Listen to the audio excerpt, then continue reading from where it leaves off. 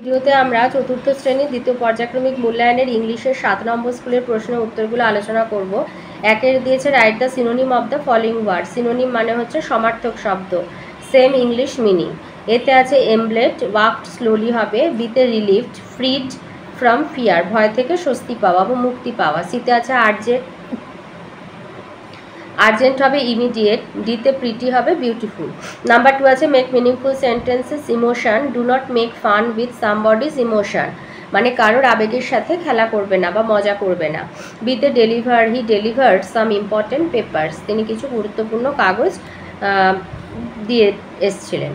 থ্রিতে দিয়েছে T for true আর এ ফর ফলস স্টেটমেন্ট। এতে আছে yesterday Swadesh was studying in his room, গতকাল স্বদেশ তার রুমে পড়ছিল, তো গতকাল সন্ধ্যায় হবে, এটা ফলস হয় ভালো।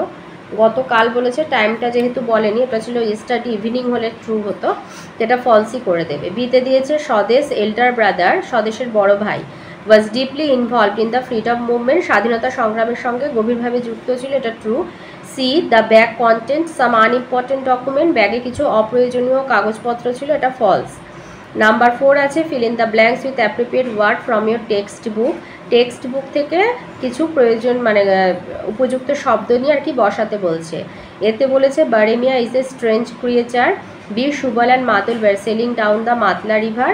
সি কামোটস হ্যাভ শার্প টিথ।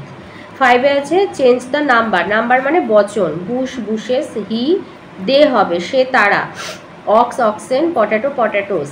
নাম্বার 6-এ আছে change this words into adverb, adverb মানে ক্রিয়া বিশেষণে নিয়ে যেতে হবে। তো সব থেকে সোজা যেটা এলবাই যুক্ত শব্দগুলোই ক্রিয়া বিশেষণ হয়, তো এদের সাথে এলবাই যুক্ত করলে এগুলো ক্রিয়া বিশেষণ হবে। তাই slow slowly, sudden suddenly, quick quickly, tight tightly. তো এই ছিল আজকের আমাদের চতুর্থ শ্রেণীর দ্বিতীয় পর্যায়ক্রমিক মূল্যায়নের ইংলিশের 7 নম্বর স্কুলের প্রশ্নের উত্তরগুলো।